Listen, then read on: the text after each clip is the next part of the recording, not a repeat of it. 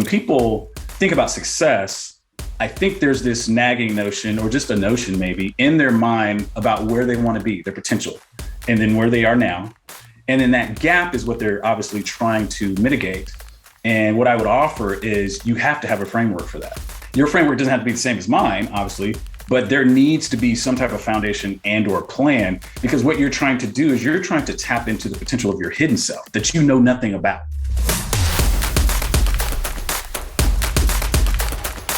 Welcome, Model FAs. David DeSell here, president of Model FA and your host of the Model FA podcast. Our guest today is not just a personal friend of mine, but he is making a big splash and impact on the industry and actually work together as well. So some of you may recognize Dominique Henderson's face, his voice. You may have seen his content, or perhaps you even worked with him in the past when we were together over at formerly Brewer Consulting, now Model FA. But to add some formality to the podcast and go through his bio, I want to help set the stage and properly introduce, Dominique. So Dominique Henderson Sr. began serving the financial industry in 1998. Dom, I was 8 years old then.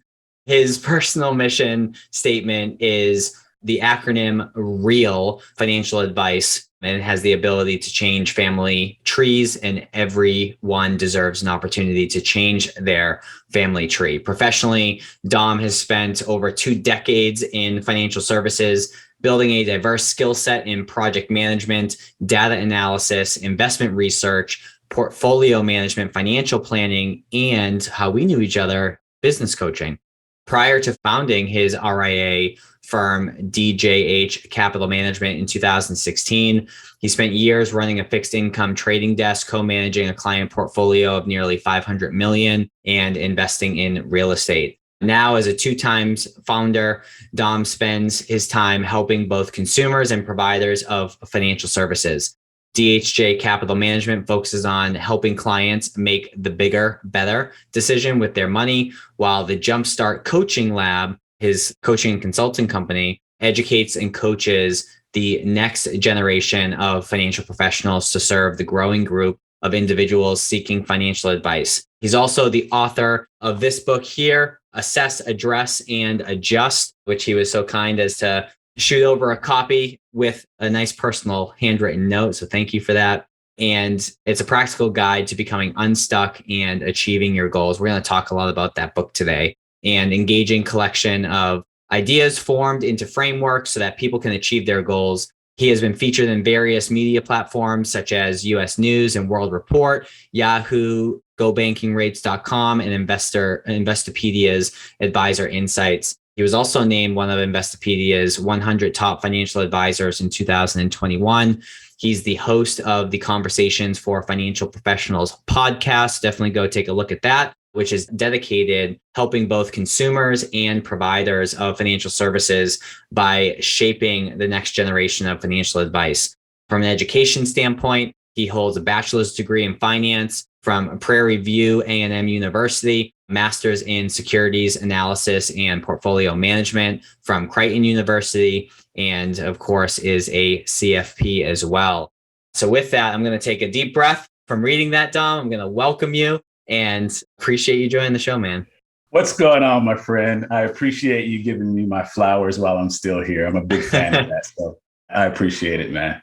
I love it. Well, I think one of the biggest challenges for the podcast today is probably keeping the two of us focused, because we can go in a number of different directions. And, obviously with knowing you more personally, we can find ourselves going off on tangents. So we're going to try our best. But with that being said, I'll let you be the bad cop. So I'd like to hear, so we just got a good sense of your background, but I'm curious to hear why you decided to really fill the void with younger advisors or even folks who are just exploring the industry, because I think it's a greatly underserved segment of the advisor population. You noticed that and you started to serve them. So what was that kind of the precipice in heading in that direction? I think there was 2 things that came to mind. The first was not my own thinking or idea at all. I guess I can take credit for it because I did purchase the services of this person and I used leverage because I'm a big fan of leverage. Like what I don't know, I typically pay for or outsource. So I hired a YouTube coach because I was trying to use the platform of video, social media, and all that kind of stuff when I started my wealth management firm. And I ended up doing a video that's still out there, Day in the Life of a Financial Advisor or Financial Planner. And it did not land as well with my wealth management clients, which is kind of the reason why I hired her. But it started bringing up all these questions and or comments about how to get into the financial services industry, didn't know this actually existed, blah, blah, blah. And as I started to double click a little bit more into that, I found that there was this whole group of, let's call them career changers, that were interested in how to get in. And I'll probably name some names and step on some toes, but there were all these different industries, let's call them inroads, that were not giving them the right information. And having, at that point, almost, 15, 16 years in, I was like, no, there's a better way to go about it. Right. So it really was born out of, kind of like, hey, I'm not going to be around forever. And I've got, let's say, got to a point of success.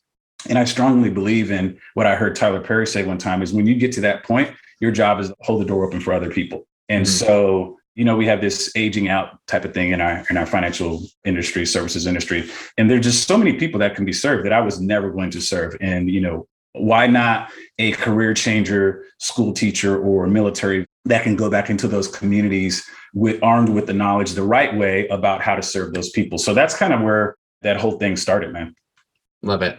Now, one thing that I've admired about you from afar is the continuous content that you're pushing out, both for, your retail clients in your wealth management firm, as well as for advisors or folks who are thinking about becoming advisors. And something that I suggest all advisors do. And I'll give an example that I literally just experienced yesterday. So I've been looking for more of like a concierge style doctor, to have someone that I can actually build a relationship with, be able to text and call and do video calls, not have to wait 6 weeks for an appointment and, spend more than 5 minutes, and my entire life, I've always experienced doctors that have a couple thousand patients and it's just super transactional. And so I got a recommendation from someone, one of my friends, John, his boss was using this doctor. So as I started to do more research, I was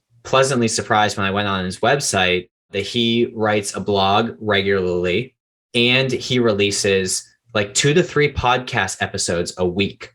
Wow. And I was like, I've never seen this from a doctor. So I listened to a couple episodes and just really enjoyed learning about concierge medicine and really enjoyed, hearing his viewpoint in advance of even having a conversation. So I called the office, they answered right away. And I have an appointment on Monday to go. And they said, please plan on a 90-minute time frame for your first consultation, because we want to actually spend some time and get to know you. And it just reminded me of the discovery process of financial planners. But it was cool because I talked to folks about the importance of doing content. And then all of a sudden I'm on the receiving end of that. And I'm like, oh, wow, this actually does work. I'm signing up for their services and I'm making that decision before I even meet them. And that same impact happens, when advisors do content like that as well. So all that to say, number one would be, how has content impacted your business?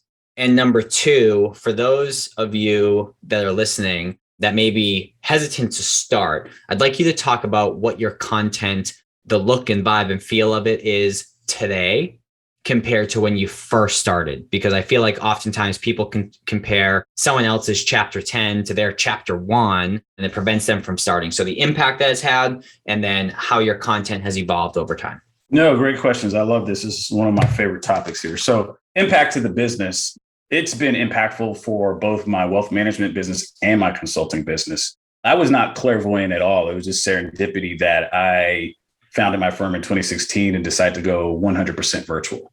Maybe I can give some credit to Michael Kitces because I think there was an article on his blog about how to start your RIA for under 10 grand. So I was really, bootstrapping it, shoestring budget. But I think aside from that, my wife told me very early in the process, which was just So I married up. So all the women out there that are the better halves, you appreciate this. But she's like, so you're a financial advisor trying to get people to trust you with their money and you're not showing your face. And I was like, wow. So that was like, okay, videos. And that was the reason why I hired my coach really early in the process. You know her, Heather Ramirez. So that was the domino that got me to, and this is going to be an answer to part of the second question. That was the domino that got me out of my head. Just because video is a good idea and just because you have to do it, have to in quotes, does not mean it's easy at the beginning. It's, getting used to looking in the camera, using motions and hand gestures as if you were talking to somebody else, and inflections in your voice and intonation, all that kind of stuff. Yes, I totally get that. But you have to start somewhere. The impact has been, I have not really done any paid like Facebook ads or anything like that for long periods of time. Like I've been in business for 6 years now on the wealth management side, almost 4 with Jumpstart. And maybe out of those 48 and 60 month periods, I have seen, maybe 2 or 3 months of that kind of stuff. So all that to say, it's been a really, really huge impact because a lot of people have been saying stuff like, I saw your content on YouTube, or I saw your video on this. Can you give me more information? So the impact to my business, it's been huge, man. A lot of people have said, hey, Dom, I saw your video on this, or I saw you on YouTube, or I saw this on Instagram. Like that's a ton of my traffic. For every 10 people I talk to, it's probably 8 or 9 of them. So super huge impact. But to your next question, like my chapter 10 versus somebody's chapter 1, it's hard, man. Like you got to get used to like looking in the camera and all the different stuff that goes on there. I highly recommend working with somebody that knows more than you about this. It's one of those deals where sometimes you overthink it and you want to make it perfect. Here's a quick example. So my wife, as of this January 2022, left public education. And now she's, doing content and has her own consulting business also. And she went ham, if you will, on TikTok. And she's 50 days in a row. Cause I told her, I was like, I knew the formula. I was like, do content every day without fail for 30 days. She did it for 50. And so she went from like 0 to, I think she's got like 20,000 followers or something like that. Wow. But it's every day. And she's on there doing stuff. And so it's a muscle, like, right. It was a couple of times that she was doing stuff and I was like, hey, don't worry about that. You don't have to like get it perfect. She's like, I want to get it perfect. Now she's like a machine, but it's like anything. You build it. It's a muscle. Once you start to work it, it gets stronger. And so I would highly, highly recommend people getting started on it because you can never start too late. I think that's another misconception. You can never start too late. Well, it's funny too, how in working with clients, until they actually break the ice and do content, it's interesting to see how the excuses evolve, where it's, oh, my camera's not good enough, or, I want to lose some weight first, or the lighting's not well. I've heard them all too. It's just amazing how people think that they can kind of theorize their way to increasing their skill set. But what it comes down to is actually doing the videos, actually doing the editing, actually doing the things involved to make your content look good. And just like anything that anyone's ever done, you're never awesome at it at the very beginning. You become awesome at it because you try and you practice and you continue to progress throughout the process. So I think the takeaway for this segment is just break the ice, put something out there, review, or I should say assess, address, and adjust, which is a nice, nice segue to good job. That worked out well. So with your book, Assess, Address, and Adjust, one of the things that you talk about is the 3 pillars of success. So I'd like you to unpack that a little bit. I know you mentioned that a lot of folks don't even have a framework for success, never mind kind of abiding by the 3 pillars that you've come up with. So let's start to go down that path and, unpack why you believe that folks need a framework for success. And then we'll go through and pick apart those pillars that you mentioned. So some of this concept comes from something, and I don't talk about this a whole lot, but when you were teeing up this question, I was kind of thinking, there's this notion of the Johari window, and there's this large portion of your hidden self that, has potentially this, unlimited potential. That's the part that people are trying to tap into. And it usually takes, I would say 99.9% of the time, this is not revealed from self-introspection as much as you get it from outside perspective, lending yourself to accountability, masterminds, things like that. And so when people think about success, I think there's this nagging notion, or just a notion maybe, in their mind about where they want to be, their potential, and then where they are now. And then that gap is what they're obviously trying to mitigate. And what I would offer is you have to have a framework for that. Your framework doesn't have to be the same as mine, obviously, but there needs to be some type of foundation and or plan, because what you're trying to do is you're trying to tap into the potential of your hidden self that you know nothing about, right? And that is kind of the key here. So this was born out of me having like literally dozens of conversations in both of my businesses during the pandemic. And long story short, people were talking about the Great Resignation. They was like, dude, there's no reason why I need to go back to work, you know, if I can be as productive, or fill in the blank, right? A lot of people had reasons why they were like deuces to whatever they were doing, and I'm going to go try this. And I kind of got this sense of two things. I got this sense that there was this pent up frustration and stress and anxiety around like, what am I going to do next? How should I do it?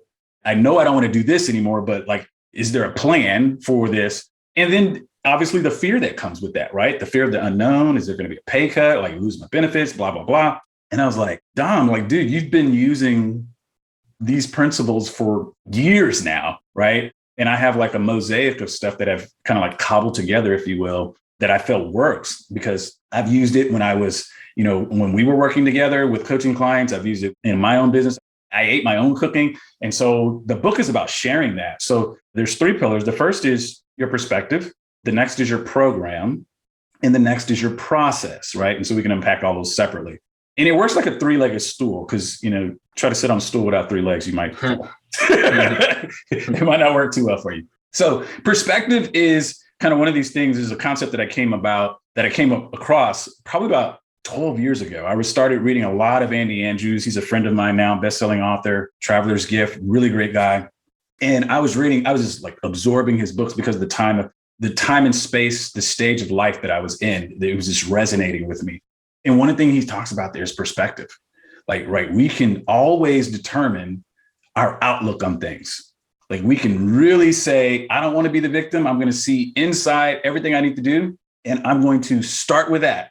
That is not to say that there's not things called abuse and people that violate your trust and all these other things that deserve some type of consequence. That's not to say that. We're talking about, what can David handle? What can Dominique handle? What can I take control over?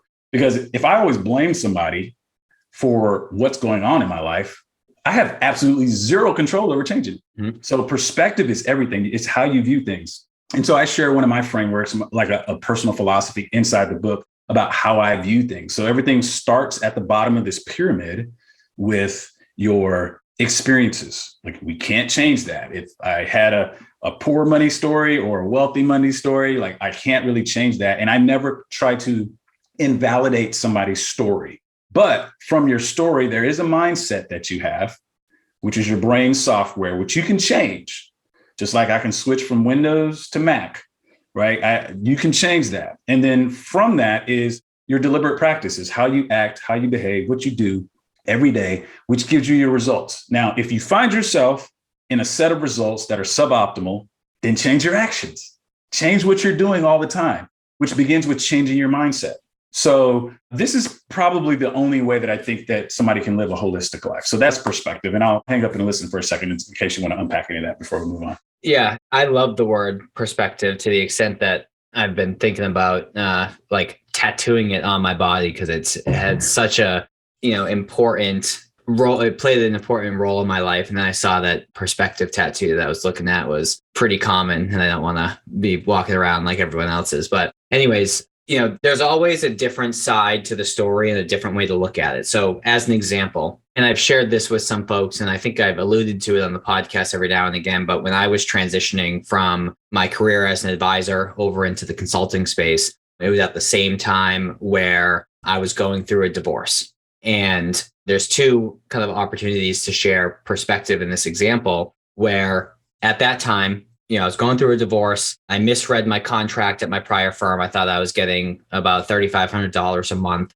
in renewals for the next 12 months. So I was like, okay, I got a little bit of something to be able to get the business off the ground. And I misread it, and it was $3,500 over the course of 12 months. So like $300 a month. And I was like, uh-oh, right? So I had been on my own for like 10 years at that point and, wasn't living at home. And I remember talking to my buddy and saying, man, I have to go live with my dad and kind of mitigate that risk. And he said, David, I wish I could go live with my dad right now. His dad had passed like 6 months prior. And I was like, all right, I didn't know my audience with that comment, but it totally shifted my perspective. Yeah. And it was like the best time I've ever had in general. And, with my dad specifically, like we had a blast living together. And then the other perspective story is I remember making a decision at that point in my life, going through the divorce, that this can either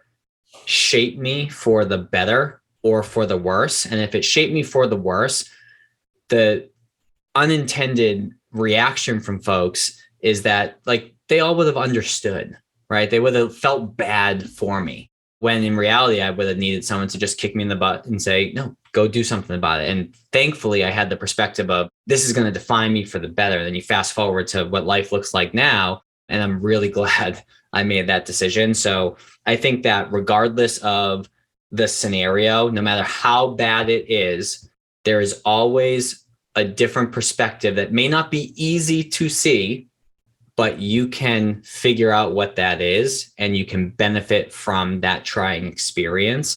So I just wanted to kind of hit on that with some personal stories. So you bring something up and hopefully everybody just has the disclaimer that at the beginning, we can't rabbit trail because that's just how well we know each other. But anyways, I think the underlying concept here, and this is why I like talking about the book. I think, so many times, and I know how authors really do it. I'm a first time author. So when you have these type of conversations about what you wrote and drill down a little bit more and kind of double click, to use what Shane Parrish talks about on his podcast, it expands the idea and it allows it to grow more. Because what I think the underlying thing about perspective, what somebody's going to say either out loud or inside of themselves while they're listening to us is, well, you don't know what they did to me. You don't know how bad my situation was. They're going to say that. And I think what you have to do with perspective, if you're going to allow it to work for you and not get into, what I talk about in chapter 6, which is self-sabotage, you have to give up the need that somebody has to pay. Like you have to give up that right in yourself that you want to see somebody pay for this, because that'll sabotage you all the time. You have to look at it from like two distinct things. They're on their trajectory with the consequence of their actions. And then you're on your trajectory trying to go a different way. Don't conflate the two issues because there's two separate things. And I think that's where people get hung up and they're like, I can't see past what this person did. I have a former coworker, and to this day, all the people that were around us in that circle, we still have this, she still has the same mentality and refrain as if she's the victim. And her whole continuum in life has been the victim.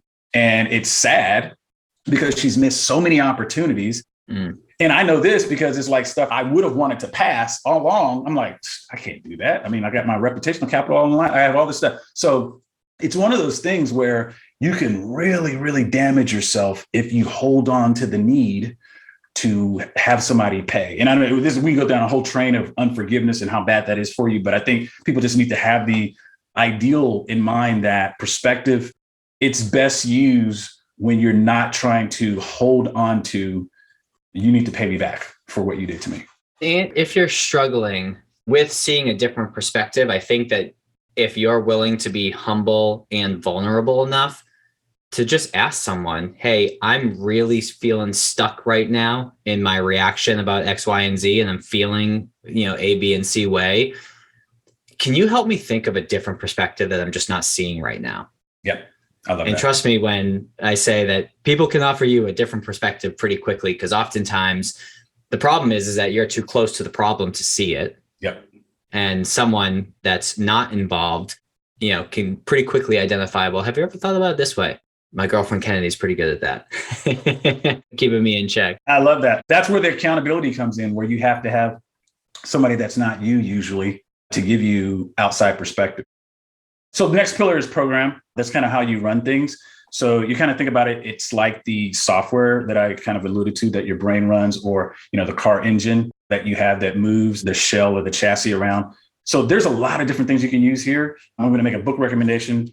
about the 12-week year by Brian Moran. That's one of the pillars one of the foundational frameworks that I use in my life. There's tons out there, Building a Second Brain by Tiago Forte is out there. There's David Allen's Getting Things Done. There's a lot of different things out there. But at the end of the day, you do need some type of way to take your human capital and all that kind of stuff that you're going to exchange for financial capital and go out into the world and do stuff that is in your call and your purpose for your highest and best use. You got to have a way that you run that. Now, some people, I'm an early riser. Like I try to be up before 5 every morning because there's a long day, which also means that I got to get in bed pretty early because I'm not a spring chicken either. So whatever your way that you figure out how to do this is up to you. I'm not as staunch on that as I am. You got to have something. You can't just let life willy-nilly just happen to you. You got to have a plan by how you're going to execute on your highest and best use, right? So I say, I want to see more family trees changed. What does that look like? Well, I got to do content. I got to put myself out there. I got to own my craft. I got to coach more people. I got to become a better coach. I'm always on this continuum of becoming the best version of myself. And your program helps you to do that. And I share this example. Maybe this is how we structure the podcast. It's kind of what we've been doing. You kind of share the nuts and bolts, and I'll try and tie it together with a story. There we go. So my girlfriend is typically fairly routined and structured, but over the last few weeks, since her birthday, she's kind of fallen off that structure and finds herself kind of, waking up, going to work, coming back, chilling out, and, not really doing things that, are adding to her life outside of work. So she came back home yesterday and was just kind of feeling off. And I said, well, when was the last time you felt as if you were on? And she's like, a few weeks ago. And I said, well, what were you doing a few weeks ago? And she started talking. And I said, okay, well, why don't you put together a list of the various things that you want to do that serve you? And that list involved waking up a little bit earlier so that she has time to read and journal and meditate and, various other things, during the morning. So when the alarm went off this morning, she went to hit snooze. And I said, hey, why don't you go do the things that you wrote last night? So she did. And once she was done, I walked into the room that she was in. And I was like, hey, how do you feel?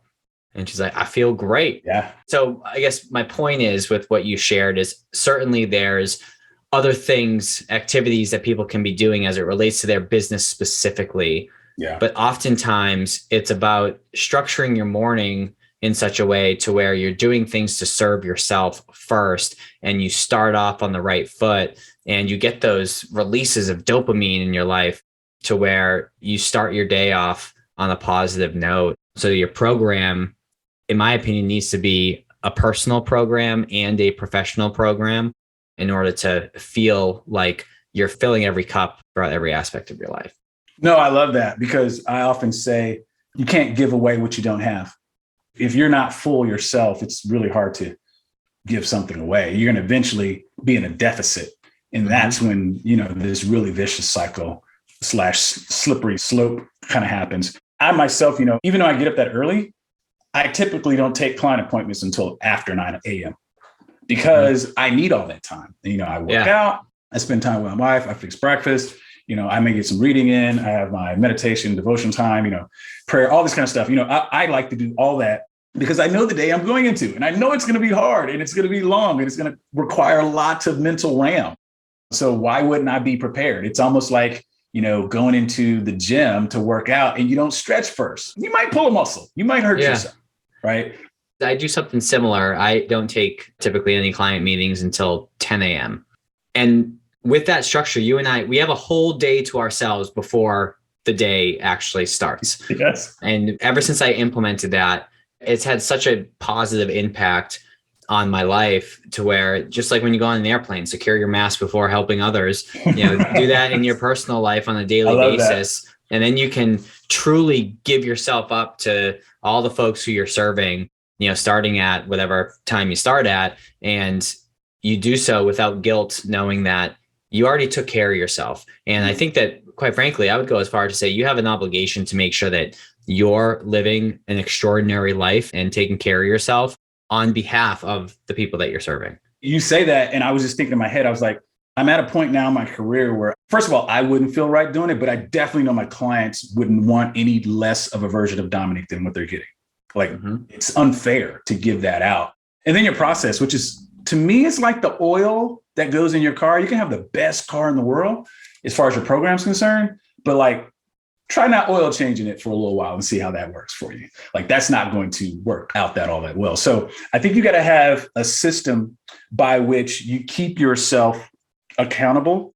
And this looks like a lot of different things, but like me specifically, you know, like I have a weekly men's group that I meet with. Like, so these are guys that know me. They see me in different spots vulnerably. Like they can tell me, hey, Dom, how are you doing? They can ask me those hard questions. And I think, you know, having that process, which kind of intermingles a little bit with maybe like a daily journal. I heard what you said you're doing with your girlfriend. So like one of the exercises I do, this is as an example, I tell coaching clients that are like, I don't have time to do that. Or I'm like, okay, so this is what we're going to do. For the next 7 days, you're going to journal your day from the time you wake up to the time you go to sleep. And then at the end of that time, you're going to have all these entries. And then we're going to start crossing off the things that have nothing to do with the vision that you and I have set for you. Like what you see your potential self being, David, like that person in the future, we're going to cross off all the things that have nothing to do with that person. And it's amazing how much time people free up with that exercise, because it's like stuff like, you know, I'm watching this series on Hulu or Netflix. And I'm like, what does that have to do with like where you're trying to, like, I thought you said you're trying to be a CFP. Like, where's your study time? So it's as simple as things like that. You have to put those things in. And as sexy as this is not going to sound, it's like how I think it was Warren Buffett that said, you know, some of the best investment advice he's ever heard or gave was benign neglect. It's just the routine discipline of life and falling in love with the process of who you're becoming, which is one of the, I would say, across all the spectrum of highly successful people, the top 1%, that's what they are. Like their day looks the same every day as far as the stuff that we're talking about. It is just that way. So you have to put those three things in place so that you can have a successful journey for wherever you're going. So a few responses to that come to mind.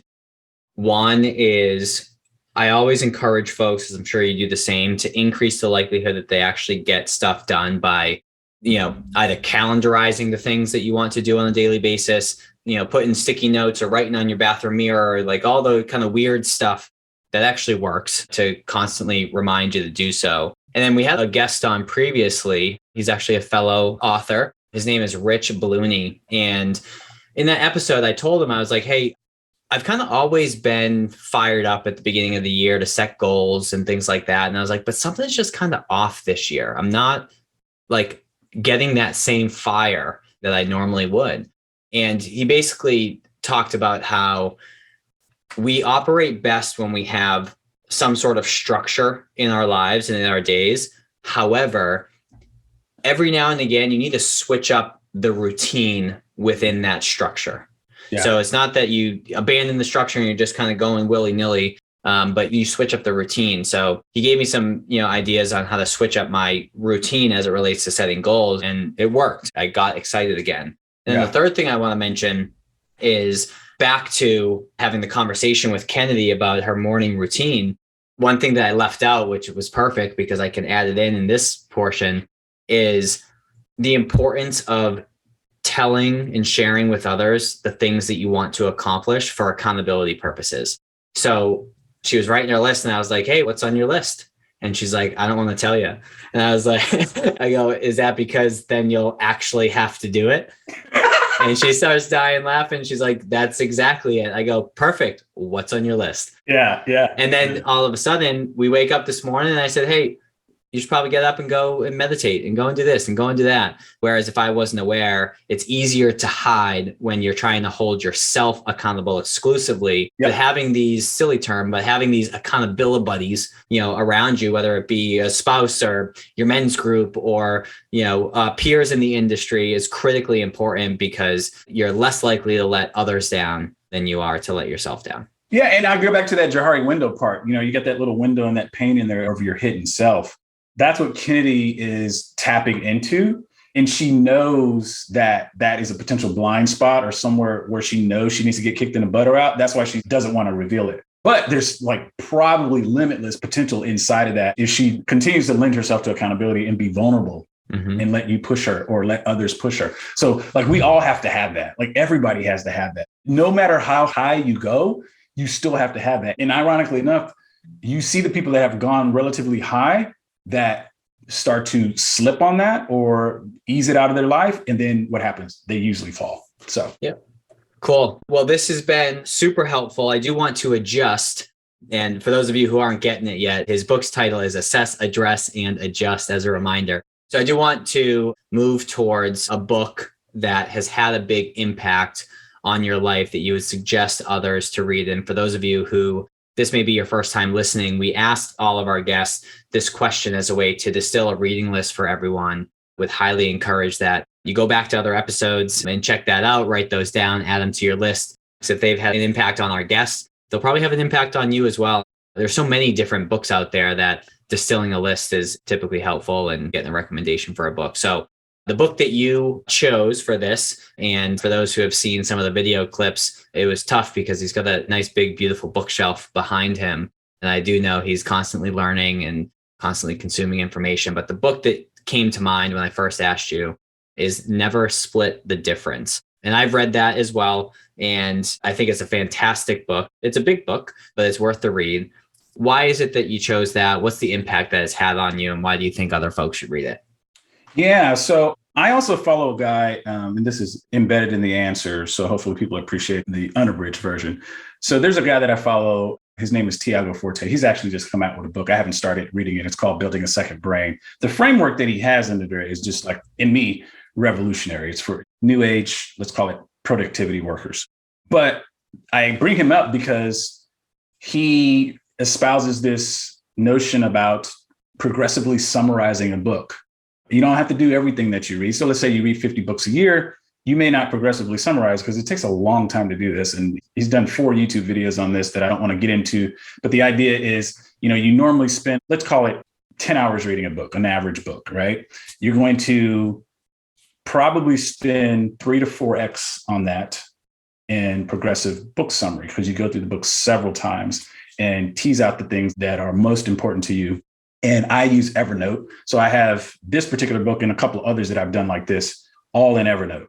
So this book is on that list. I have like 4 or 5 on that list, and this is on that list. And it's just because some of the principles in there around this concept of not really negotiating in much is, and I guess negotiating is standing your ground, but it's really, to me, I would call it standing your ground. It's how you can like stand your ground in a way that allows you to, kind of keep your moral, ethical compass aligned and everything. A lot of that stuff is in there. And, I've even been able to extract some tidbits to use inside of my wealth management practice. Like, that part in there where he has like the one-liner that you can send in an email, which is like, have you given up on, insert whatever the thing that you were negotiating with, and then question mark, and just send that out and see. It works magic. I've done it several times. So I say all that to say it's an excellent book. I think it's one of those things where, you kind of think about a combat analogy where you have like, all the stuff that you really need, your Swiss Army knife, your pistol, all this kind of stuff. This is one of those things that go into your survival kit, if you will, as I think a person, but definitely as a financial advisor. And it shares with you how to, from my recollection, I haven't taken extensive notes on it like you just shared, but it helped me with my interaction with others, but it also helped me with kind of working with my inner voice as well. So I highly recommend that book too. Yeah. So with that being said, Dom, we appreciate you joining. If I'm an advisor listening to this and I want to consume some of your content, from my understanding, you got LinkedIn, you got Twitter, you got Instagram, you even got TikTok as well. Where can they find you? Yeah, the best thing to do is to probably just go to domhendersonsr.com. And that is kind of like the central hub. For the longest, I neglected to do a central hub, and I finally did it. So that's kind of the end all be all website to find all things Dom, whether it's wealth management or it's, podcasts like this that I've been on before, or getting the book, or the social media platforms that I'm on, or what's the latest thing that I'm doing. That's going to be the central hub to find all that stuff, is the website. Love it. So for everyone listening, we appreciate your attention. I do have 2 quick asks of you. So number one is please share this episode with someone that's in the industry. Let's continue to get the word out, continue to impact additional advisors. And also, if you would be so kind as to, of your platform of choosing, like iTunes or Spotify, leave a review for the episode. That would help substantially as well, increase listenership and get some more ears on the show. And as a thank you for doing so, if you screenshot that review and email it to me at david@modelfa.com, just put Dom in the subject line as well. I will go ahead, gather the information that I would need, and I will pay for a signed copy of Dom's book as a thank you. So please pause the episode right now, go leave that review, shoot me an email with the screenshot, and I'd be happy to get you a copy of the book. So with that, Dom, appreciate your time, appreciate your friendship and mentorship over the years, and then glad that we had the chance to connect a little bit more formally on the show today. Absolutely, my friend. You take care. Be well.